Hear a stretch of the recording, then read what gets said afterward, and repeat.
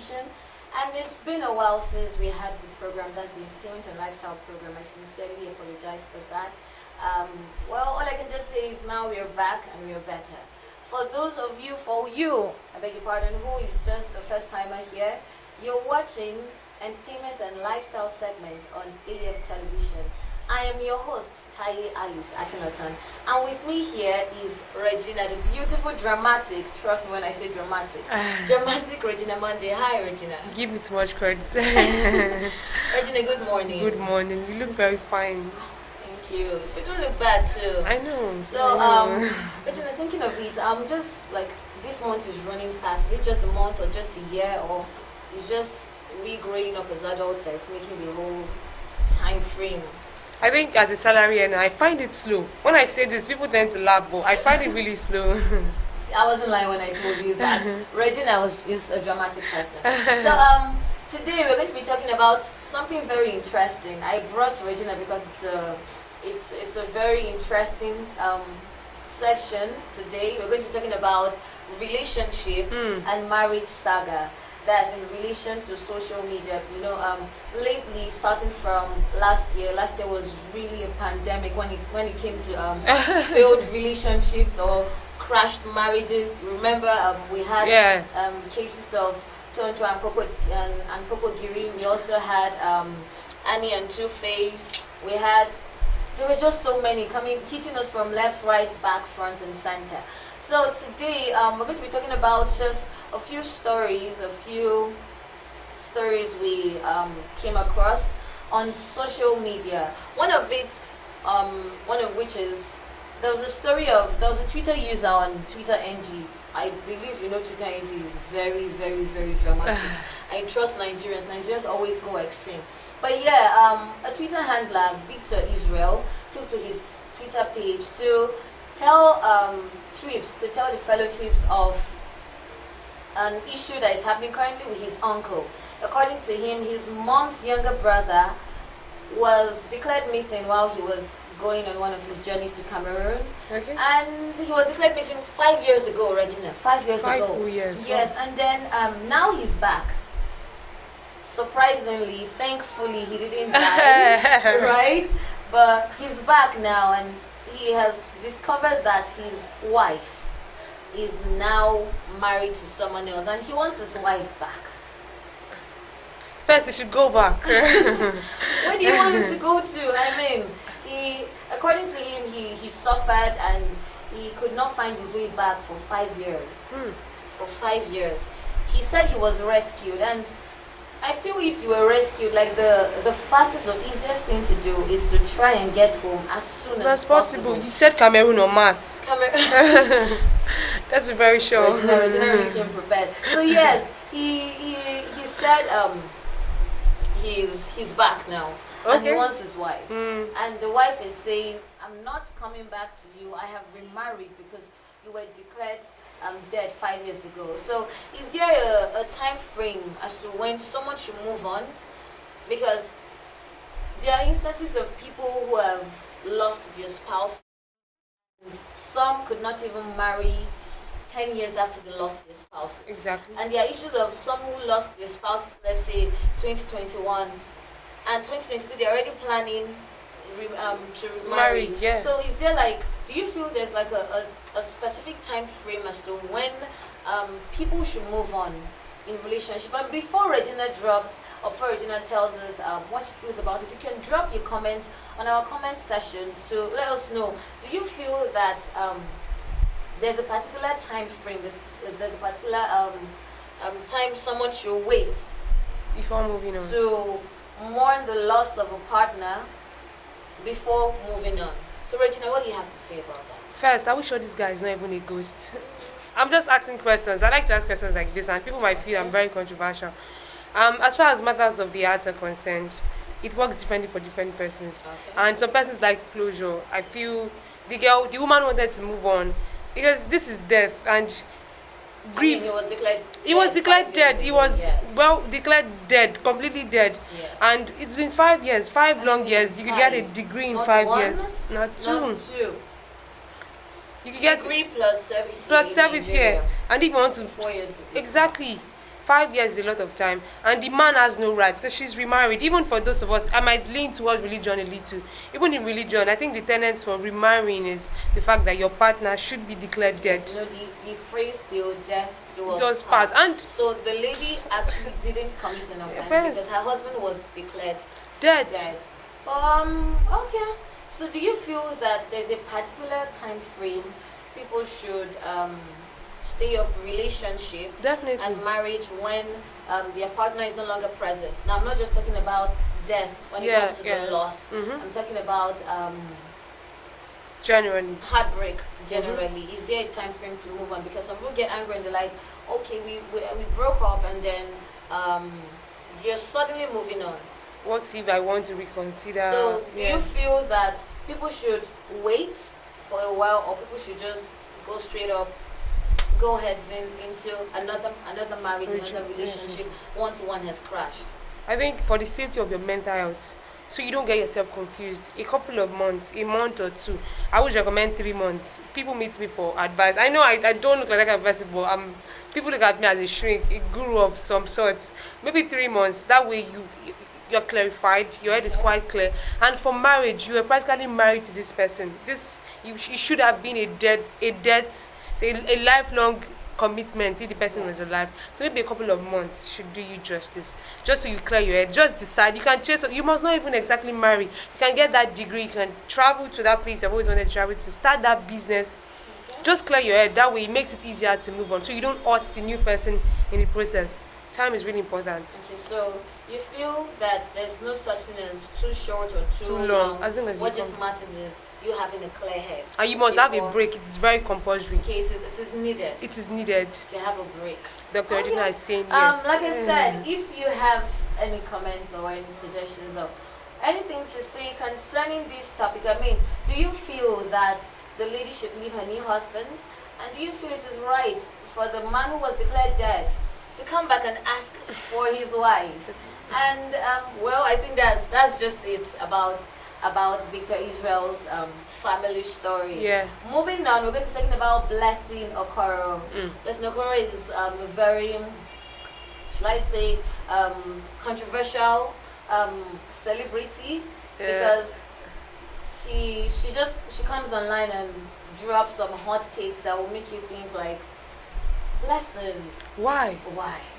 But then Blessing has come again to on social media as usual to say that marriage is not an achievement because according to her, marriage is, she feels an achievement is something that should spur you, that should spur someone to want to do better or to want to aspire to be that, to attain that height, that goal. And she feels marriage has not done justice in that sphere. But we've had a lot of successful marriages. Yes. Whom not only celebrity marriages, we've had a lot of successful marriages. Religion in our religious bodies. I beg your pardon, religious bodies. We have Jackie Silva and Olu Jacobs over 25 years. Who have been together since in the 90s, I believe. They've been together. Yes. So, and I feel that is an achievement. They've been able to grow old. They've been able to start from nothing to something, and they've been able to grow old together. And I feel that's an achievement. But then, Blessing is saying that marriage is not an achievement. So, what do you have to say about that, Regina? Marriage goes beyond two people marrying. It's an institution. It's a social institution. It's a way by which the society itself is made. Talk about socialization. I'm not trying to sound like the brilliant one. Even though I know book, I'll just try and keep it very brief. The entire society, it starts from a family. An individual is part of a family. Then the family makes up the entire society. It's just how will children be raised. Children that are raised with parents. I'm not saying single mothers don't raise good children, but you see, we see it in movies. Children tend to ask, "Where is my father?" It shows how relevant marriage is. It has always been there for years. She was born under parents. Even this same Blessing Okoro, she was born under parents. Yes, and her parents are together. So exactly. So for someone who says marriage is not an achievement, she just posted a video recently of her parents. Yeah. Who look happy. We can't judge. We can't judge. We can say they are not happy. But then in the video they look like a happy family, but Blessing is saying it is not an achievement. It's saying it is not something worth celebrating. It's not something, because an achievement is something that is worth celebrating. And it means something that someone will want or someone will aspire to reach or to attain that goal. And she feels that it is not. I think the problem is people don't exactly understand marriage. And some women, I think generally, especially with the rise of feminism, people feel marriage is just you trying to, like, you need the presence of a man. It goes beyond that. You are trying to build a generation. So when people understand marriage goes beyond you, marriage, my mom will always tell me, marriage is beyond your husband. It's about who you are raising, the next generation. And you are just giving those children a platform. Because when they have both parents training them, I'm always advocating for marriage as for the children. Ask your parents now. They will tell you it's for the children. There are many marriages that should have crashed, but because of the children. So people should understand. There should be a different level of evaluation on why you are getting married. About being in a marriage or relationship for the children, that's for those who have children out of wedlock. Don't you feel that doing that, that's when I mean by that, I'm staying just because of children. Don't you feel that it will make the partners unhappy? You know, it's more like I would have left if not for these children. So, will you say that union is a successful union? Because both partners are not happy, but both partners don't want to leave because of the children. So what do you have to say about that? Very tricky. I'm on the hot seats. They not tell me, they not give me past questions. Okay, the thing is, for some persons get married for, there's no age. That's why it's always encouraged. You take your time. You have over 4 billion persons, if I'm getting the statistics right, to pick one person from. It means before you say you want to settle with one person, it means you have checked. Yes, thank you. The great, this thing. You have checked and you have seen that person is worthy enough to spend. This is the rest of your life. If you're not going to be happy with the person, even there are friendships that crash and just make sure you check. You have a life. Pick somebody. I just find it quite annoying, maybe even troubling that people just marry because of certain reasons. Find someone that you'll be happy with for the rest of your life. Speaking of marrying for a reason, Ebuka took to social media some days ago. Ebuka, the big brother Nigerian host, took to social media some days ago to say he didn't marry his wife for her money.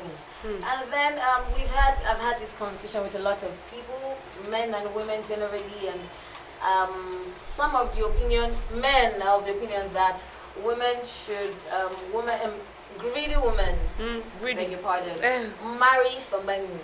But when I ask these men for their ideal women, they always say they want to marry someone who is rich. Who is not a liability? No, who is rich. Oh. It's a different thing for you not to be a liability and a different thing for you to be rich. So I'm like, why is it a problem when women want to marry a rich person? Because for a man saying he wants to marry a rich person, they're like, okay, this man is focused, this man has goals, this man wants to marry a like mind with him. And then I'm not talking of these young women or these women, some are not even young, these women who can barely take care of themselves but solely depend on their partners. I'm talking of successful women, but men are still of the opinion that whether you're successful or not, a woman shouldn't look at a man's money.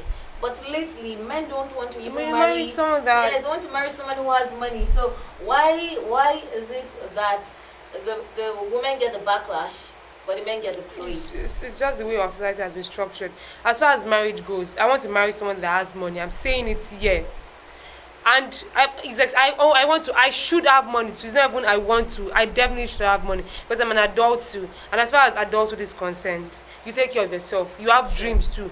My husband has his dreams. I have my own dreams too. I want to have money. I want my husband to have money. It reduces the level of poverty in society. That way everybody does not get to worry. I don't want to start worrying about, you know what money does.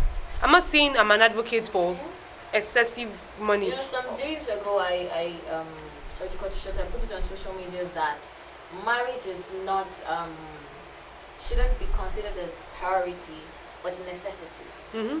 In relationships and marriage. Yes, you need to eat. And some people counted my opinion because I am a female. Because this was someone, a guy almost put almost the same thing, but he just wrapped the whole tweet with English, Yeah. with big grammar, and then Everybody. everybody was like, "Yeah, word, nice, comrade, you're good." But then here I was, simple me, little me, doing my little thing Battered there on and social broken. media, and I got lots of backlash. And people were like, some were of the opinion that it's only lazy women that marry up. That's marrying up, marrying someone who is more financially stable than you. So what I just feel, oh, let me ask you what you feel about that. Marrying, do you feel that it is wrong for somebody to desire to marry up? Everybody has Yeah. their preferences. Yes, preferences. And then your preference does not make you a bad person. Yes. Does not make you a selfish person. While you say it really matters too. Okay, you have a fair point here. Okay, I'm listening. My brother and I were talking recently, and he blamed feminism for the entire tussle in the world. Because traditionally, men make the money, women sit at home, they contribute one way or the other. Maybe you have a small shop in front of your house, have one sales girl, show up in the store. The homemaker. Yes, show up in the women are store the like money 2 hours a day. Kechi will clean up and stuff like that. You don't even have to generate money.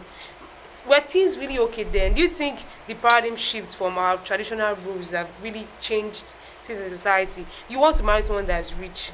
And I like the fact, I appreciate the fact that women are trying to do more, to be better. But in a way, if we now decide to go back to the way things were, will anybody beat us? Because we changed it. And as far as some men are still very traditional, but I'm saying the way things are, you as a man, do you have money? Because there's one thing about nature. Nature cannot be entirely altered. And if I'm tired of feminism and I decide to go back to the way things were, will anybody beat me? Because that's just nature. Animals, a cow moves, a dog barks. These are things that will not change. And that was the way things were arranged to be. Regina. Yeah. This issue of feminism, of women breaking out of the cycle of being solely dependent on their husbands, I feel it was born out of being treated as a liability. Yeah. And also being constrained to achieve your goals. Yeah, true. Yes, no matter, a lot of people say chase your passion, chase your goals, but you need money to do that. You need money. You need money to do that. You need money to make money. And then if we go back to how it used to be before, don't you feel that you will even feel like a liability to your husband because you're just going to be at home? That means you're going to solely depend on him for every dime. So do you feel feminism has, oh my God, how did we just even reach, how do we get from there? But then we'll soon come back on track. Do you feel feminism has negatively influenced or negatively impacted marriage? The institution of marriage, do you feel feminism has a negative impact on marriage? Remember, feminism mainly has to do with ensuring that women are treated right and women, equally. yes, not I think that's where we have an issue with. There's a difference between being treated equally and being treated with equity. Yeah. Because if you're supposed to be treated equally, then there's some menial jobs Like carrying generator. Yes, that basically someone can send you to do. Because you wouldn't feel offended because you want to be treated equally. But equity just means you're not being left out. Yeah. You're not being left out of national cake. You're not being left out when it comes to being a top dog for an organization. So, but that aside, do you feel feminism has had a negative impact on relationship and marriage as a whole? Because even some relationships have crashed because their partners are suddenly feminists. So, like I always say, everything boils down to misconception. Like you just explained, the difference between equality and equity. And I remember talking about adulthood. Adulthood states you are responsible for yourself and the man is responsible for himself. And then when a man wants too much, you should understand the fact that the man is an adult makes things just right. You have money, I have money. If marriage, there are some persons that even get married based on the fact that we have joint money. Okay, you are not richer than I am. We are the same status. It makes things easier. I'm just saying men should understand the difference between a woman being an adult and asking too much from her. If I have a job, and I'm just saying men should understand the thin line between a woman being an adult and you expecting her to be Dangote. That's just the truth. Because are you there too?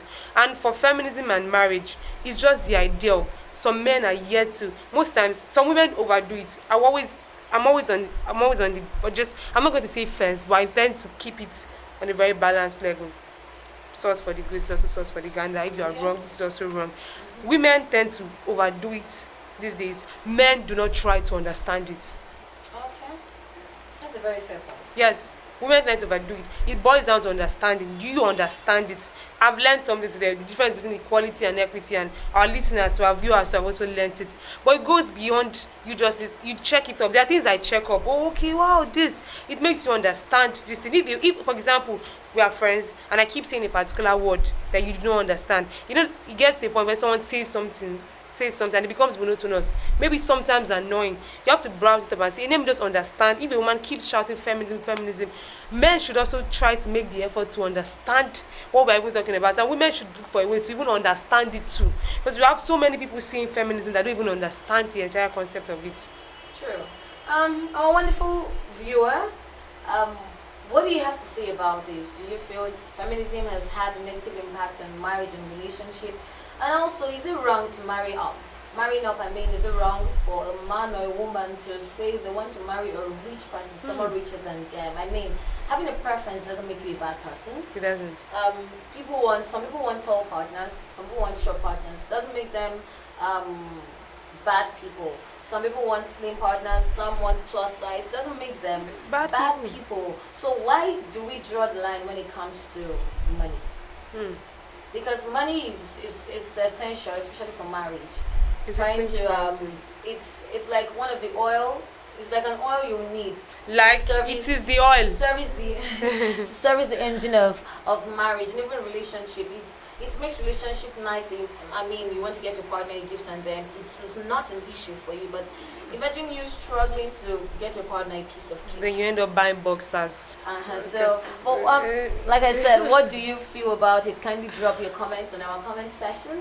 And moving on, we're now moving on to one very, very, very interesting topic, which is filmmaker Ugezu J. Ugezu says DNA is not an African thing, and that the child born to an African man is, or should I say, belongs to the African man.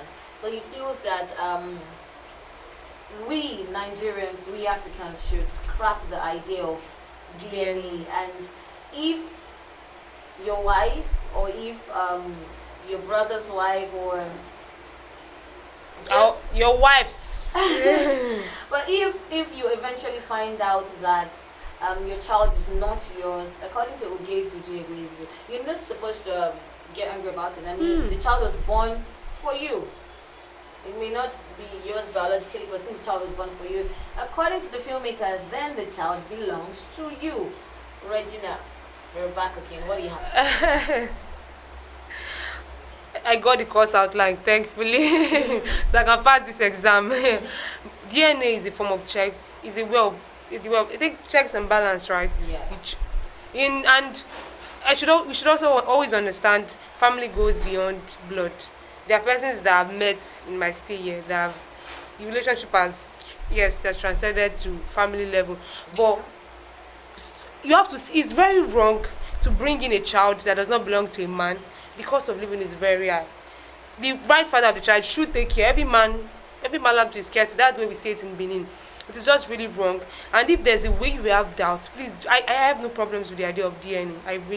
I'm down for it. Because some people suggest that DNA should be done as the wife is delivering, or as the mother. Like, not So you don't get to spend as money. The mother is delivering the child. But during the COVID pandemic lockdown, there were lots of cases of paternity fraud. I can remember a case of a Nigerian who found out that all his children were not his, and then he found out when he was about bringing the family over. Well, another man found out. I think he sent his wife and children abroad, and then he was trying to reach out to the wife and say, okay, when are you going to come back? to When will my Nigeria? children come back? And then the wife just drops the bombshell. The children are not his, and this man killed himself. And I remember the story was very viral because the father of those two children, which were gotten from extramarital affairs was a manager of a bank. Was a top manager of a bank. So the So he's story rich. was quite viral, yes. And then Ugezu saying that men should accept any child that has been born for them or born to them in quote.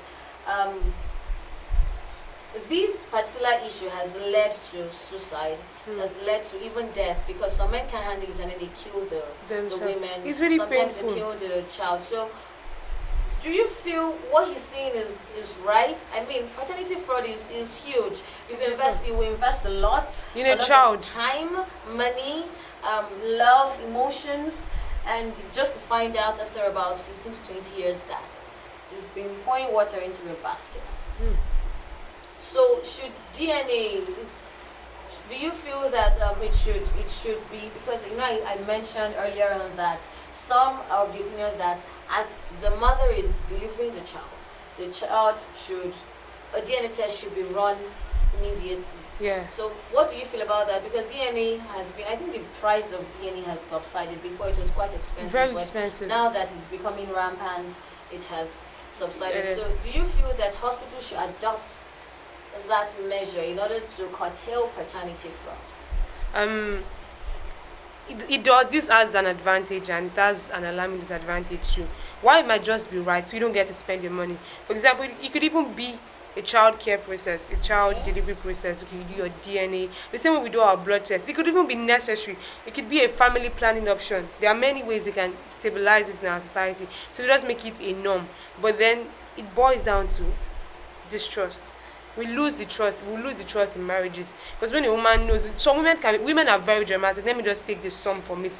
If I know my husband is going to be doing a DNA test because he does not trust me, even though I know the child is not his, I might just fret, break one or two glass cups, and then everything settles. So if there's a way we can, I do not, like I stated earlier, I have no issues with the idea of DNA test, but it has to be a norm in our society. Maybe a full package. Should adopt the measure of Yes, advising couples running a DNA test as the child is born. It makes things just right. You can just do it like a blood. It makes it right. Maybe a full package. If your child is going to be baited, the entire circumcision. That's the word for it, right? The entire circumcision, the DNA test level. You make it an hospital norm. That way, everybody's happy. You do blood tests. Genotype is right. It saves people heartache. It reduces distrust in our society. The way the world is now, crazy things are happening, man. Crazy things are happening. Well, moving on. We're almost rounding up, but before we do, I wanted to talk about actress Etinosa. She's of the opinion that relationship and marriage issues shouldn't be brought on social media, except the issues are becoming life-threatening, and families. It is now beyond the family's control. And when I read, because she said a lot, she typed a lot via her She Instagram. types a lot. Yeah. And she didn't miss this time around via her social media platform, where she made mention of, if you want your marriage to work, it is wrong for you to go on social media to insult your partner, because social media never forgets. And there are lots of online in-laws, The extended family. unsolicited online in-laws who, it's not just their business, but then it's not just their business, but then they just find a way to contribute to it and to ruin the marriage or relationship stuff. So and then she also said that when the only condition whereby couples can take their partners on social media is when the issues are life-threatening. But then, do you feel that the entire marriage or relationship thing should be put on social media, whether or not? Because I believe if the case is life-threatening, you can meet a lawyer, you can go to the armed forces or policemen. But Etinosa is saying that is the only condition. And then, surprisingly for some, social media has mended their relationship. So do you feel that really marriage or relationship issues shouldn't be put on social media? Marriage, to start with, marriage is not a secret cult. It's not a secret cult. It's a social institution. I'll keep saying that. It is a social institution. It's a part of our society at large. It is our society. All of us are from different families that went now down their marriages. You can see every single individual exists as part of a family that was formed from marriage. So marriage entirely is the bedrock of our society. So it is not a cult. You can bring it to social media. You can put your pre-wedding pictures there. But problems, you solve these things in your house. If you cannot bring certain things, it's just the way it is. You solve these things in your house. Exactly why we have mother-in-laws, father-in-laws, there are marriage counselors, there are guardians counselors, there are people there are friends. Even girls, we make it a norm. If I have a relationship problem, I call my friend and then you help me with it. You don't have to bring it to social media. And you find out these things can be resolved. Just give it a try. Most persons, maybe because they're celebrities, they just want people to see it. And you should understand there are many ways you can create publicity. You could do a video. You could promote a brand. There are many ways. You could go on TikTok and dance. There are many ways you could put yourself out there without bringing something that's private. Because at the end of the day, people know you as that woman that has problems with her husband. One way or the other, they are creating a very bad image for yourself. There are ways you can resolve these things in private. Okay. But you made mention of people posting their wins and not just struggles on social media. But then I've seen cases of people say that they have been encouraged, their marriages, their relationships have worked because they had an encounter with someone else's problem on social media and how it was solved. So do you feel, because I don't know how to coin this, but then some people say that your problem shouldn't be brought on social media, but here we are always advocating that people shouldn't post just their wins on social media. People should let us know that human beings will face struggles. But do you just feel social media as a whole is a destructive instrument or a helping instrument? Because when it comes to what I mean by destructive, I remember last year when Annie and Two-Face, when they had issues, and people didn't want them. People didn't want the marriage to crash. Yes, they really stood for it. People were like, this has to work. This has to work. But then this year, Samuel Kosso came on social media and told us of an affair he had with someone who has resulted to a pregnancy and all. And then people were like, people threw stones at him. These people were patting Annie and Two-Face's backs, trying to make them reconcile. So it was the opposite for Samuel Kosso. Yes, and so do you feel it is a helping instrument or a destructive instrument, or do you just feel they just work pari passu? They have both effects, that's negatively and positive? Social media is just like a person with dual personalities. For example, let's use you as an example. To some persons, you are nice. To some persons, you might be proud. To some persons, you might be approachable. To other persons, you are just a reserved person. That's exactly the way social media is. It's one thing with different sides. There are platforms on social media like Joro. There are many persons that I can't exactly remember their names or say their names one after the other, but there are institutions like that. There are bodies like there are platforms like that where you can go to see your problems. You can make the person anonymous and use the person's case as a case study to impact lives. That way, the person sends a direct message. You cannot even deny the fact that somebody has sent you a message asking for help. The person, you know the person, but to the next person or to other persons, the person is anonymous. That way, a life has been touched. And the partners have been set from divorce or stress. Okay. As for Annie and Two-Face, they knew what they wanted to do. They had their minds already made up. They just brought it to social media for content creation. I'll keep saying that. So there are many platforms. There are ways it's the use of discretion. You can still get them from social media without being a form of social ridicule, without putting yourself up that way. Fair point. So I think that's a very smart one, saying that you can bring your matters on social media, but anonymous. In that way, you're going to save your partner's face and a couple of and the name from the whole social media, because people don't forget social media never dies. People's story don't end on social media, because there are cases of people who may have done some obscene or ridiculous things while they were much younger, and then now they've grown, they're older, they're smarter. They'll link them up. And you know how crazy social media is. They just want to be like, lady who was caught doing this these days finally bags a degree. What does your degree? What does your latest degree have This to do with one's something ex. you've done 9 years ago? I remember when one of Two Face baby mama got married to a pastor. Like, people would have just said she got married to a Two pastor, Faces but ex then got married. social media brought this.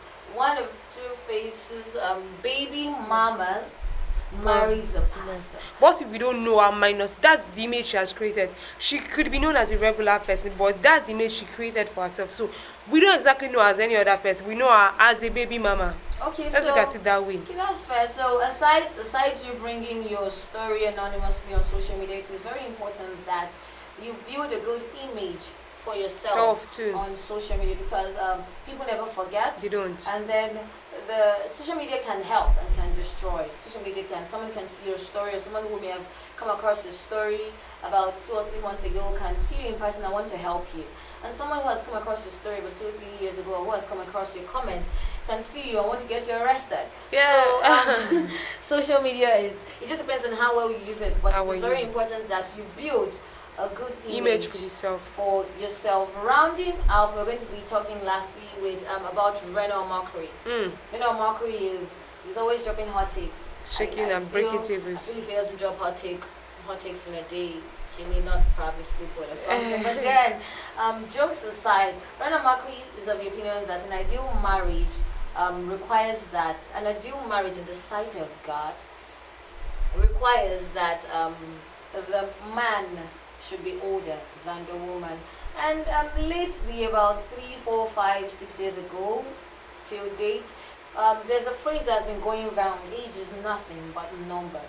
But here is Reno Mockery saying that an ideal marriage should have the men older than the women. So, Regina, please help me justify this. I'm coming to your rescue. Like I said, marriage is very social. There are 2 points I'll make. Marriage is about choice. If you're going to marry someone, you're picking someone. The fact that you're picking from a large chunk of things makes it a choice. So as an individual, you have that right to pick what you want. It is your choice. So if you want someone older or younger, that's your choice. Marriage is a choice. 2, what if we try to separate marriage from religion once in a while? Do you think our heads will be clearer? We just see marriage as a social thing, two persons coming together to build a society. No, I feel marriage is intertwined with religion, not to sound religious or something, but then even traditionally you need the blessings of your parents, and then they kind of work intertwined. Blessings more like mean like prayer, well wishes. So I feel they're intertwined, but I think what you mean is you shouldn't be solely maybe not just maybe a reduction in rigidity, just a little, because some persons still feel there are strong rules. We hear girls saying, even people say this today, I prayed, and then some guys walk up to girls with Bibles, sweating that they just came out from Mount Oreb, where they have been praying for months. Let us not scare people off. And then at that point, you sound like a lunatic, because the society has evolved. Religion is really right, but you should understand the way we are at this point. People have different views, so you don't come with your own views to oppress the next person. Maybe a reduction in the level of rigidity for marriage and religion. Just reduce it a little. Maybe things might just be clear. We get it's a religion. You just pray, and it should not entirely be the precepts for marriage. And it is a choice. If I want to marry someone that's younger or is older, for example, anybody I'm marrying, if I'm in my 20s. So the age doesn't determine the success of the institution. Just have sense. Okay. Because I feel I really like your response.